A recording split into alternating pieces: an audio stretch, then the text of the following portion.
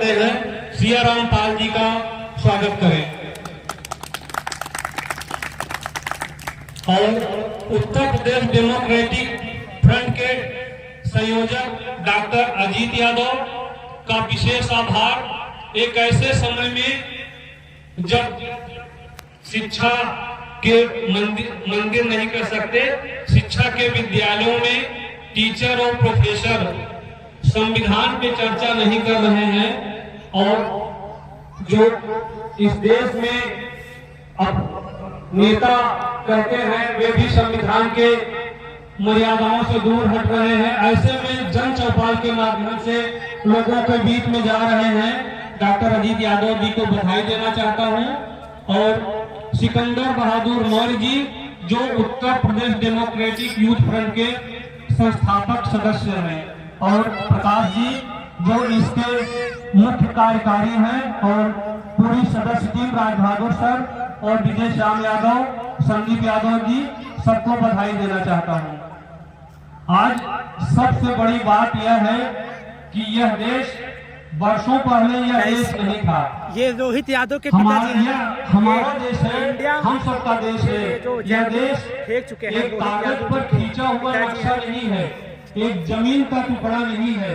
यह देश खेत खलिहानों, बाग बगीचों, किसानों, मजदूरों, फूल बगीचों, पत्थर, पेड़ पौधों, सूर्य, चंद्रमा, चांद, तारे, यह हमारा देश है और यही हमारी भारत माता है। नेहरू जी से पूछा गया था कि भारत माता कौन है, तो उन्होंने कहा था कि हमारे किसान, मजदूर, खेत खलिहान यही भारत माता है। तो इसके बाद हम उस महानुभाव, उस हमारे अपने पुरखे डॉक्टर बाबा साहब भीमराव अंबेडकर के श्री चरणों में श्रद्धा सुमन अर्पित करता हूं। और हम एक पिछड़े समाज से आते हैं।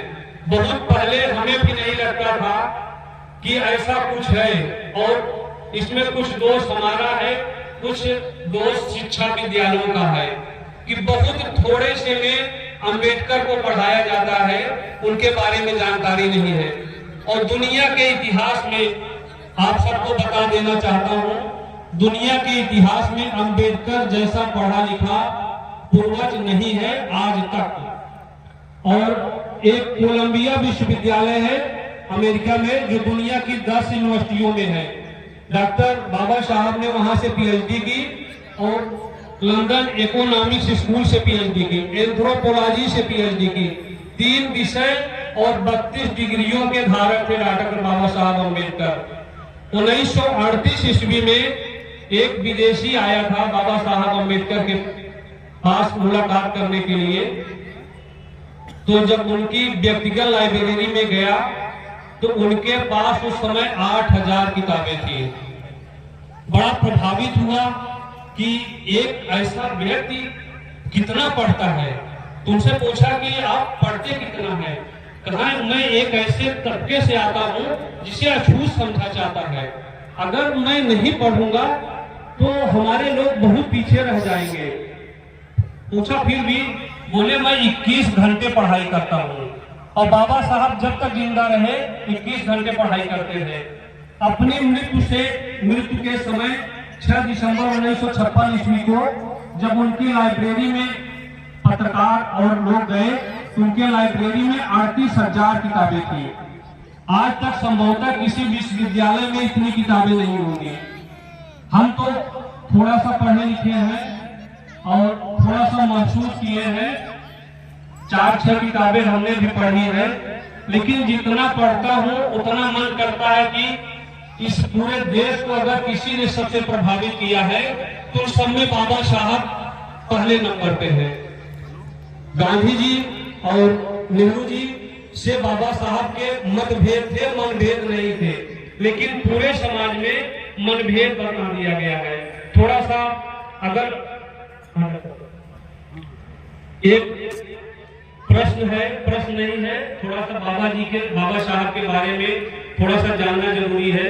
बाबा साहब के पिताजी सूबेदार थे जो कमीशन रैंक होता था। थोड़ा सा उनको सुविधा इसकी मिल गई थी। जब वे पढ़ने के लिए गए, बहुत गौर से सुनिएगा, आज हम लोग 25 से 35-40 की उम्र में उतने सीरियस नहीं है जीवन को लेकर और लक्ष्य को लेकर। बहुत हमसे बहुत कम उम्र में 8-10 साल की उम्र में बाबा साहब सीरियस हो गए थे, इसलिए बाबा साहब बने। तो उनकी मां ने कहा, अपने परिवार खानदान के 14 लड़के थे जो कक्षा 4 से नीचे ही पढ़े थे। उनकी मां का नाम भीमा बाई था। जय भीम नारा लोग लगाते हैं, संभवतः कम ही लोग जानते हैं कि उनकी माता का नाम है। एक मां का प्रभाव किसी बच्चे पर कितना पड़ता है, आप शिवाजी और बाबा साहब से जानिए। उनकी मां ने कहा, बेटा हम एक ऐसे तबके से जाते हैं जो अछूत है। तुम विद्यालय में पढ़ने जाओगे, तुम्हारे साथ बहुत भेदभाव होगा, तुम्हारे साथ अपमान होगा, लेकिन तुम्हें लड़ना नहीं है, अब विद्रोह नहीं करना है, तुमको पढ़ना होगा। अब जब बाबा साहब गए पढ़ने, तो समाज के उच्च वर्ग के लोग थे। मेरा किसी की भावना को ठेस पहुंचाना नहीं, न अपशब्द करना है। जो यथातथ्य है उसको उसी रूप में रखूंगा। तो सारे बच्चे क्लास में बैठते थे। बाबा साहब जहां सब लोग चप्पल निकालते थे, घर से दरी लाते थे, वहीं बैठते थे और जो भी पढ़ाया जाता था वहीं पढ़ाया। और मजे की बात यह है, जो सोचने पर विवश करती है, कि बाबा साहब एक सूबेदार के बेटे होकर भी उस विद्यालय के नल से पानी नहीं ले सकते थे। अगर उनको पीना है तो चपरासी, नो प्यूर नो वाटर। अगर चपरासी नहीं आया है तो पानी नहीं मिलेगा। आप सोच लीजिए कि विद्यालय में अगर चपरासी नहीं आता होगा तो उनको पानी नहीं मिलता होगा। उन्होंने और एक और था कि जो विद्यालय में टेस्ट परीक्षा में प्रथम आएगा उसको आगे बैठने का अधिकार दिया जाएगा। बाबा साहब को नहीं दिया गया। बाबा साहब की एक पुस्तक है, हम सबसे अनुरोध करेंगे बहुत न पढ़िए, वेटिंग फॉर वीजा, जो उनकी आत्मकथा है। 6 खंडों 6 अध्यायों में है। प्रथम 4 अध्याय में उन्होंने अपने बारे में लिखा है, 2 अध्याय में दुनिया के बारे में लिखा है। कम से कम उसको पढ़ लीजिएगा, उस दर्द को महसूस करने की कोशिश करिए। तो जब बाबा साहब कक्षा 10 में आए, उनके एक गुरु थे अर्जुन कृष्ण किर्लोस्कर, उनका नाम था। उन्होंने बाबा साहब को एक पुस्तिका दी गौतम बुद्ध की। बोला कि बेटा इसे पढ़ो, यह तुम्हारे बहुत सारे सवालों के जवाब देगा। बाबा साहब एक पीड़ा, एक वेदना, योग्य होते हुए भी वंचित रह जाना बहुत पीड़ा देता है। उसको मन से पढ़ा और प्रभावित हुए।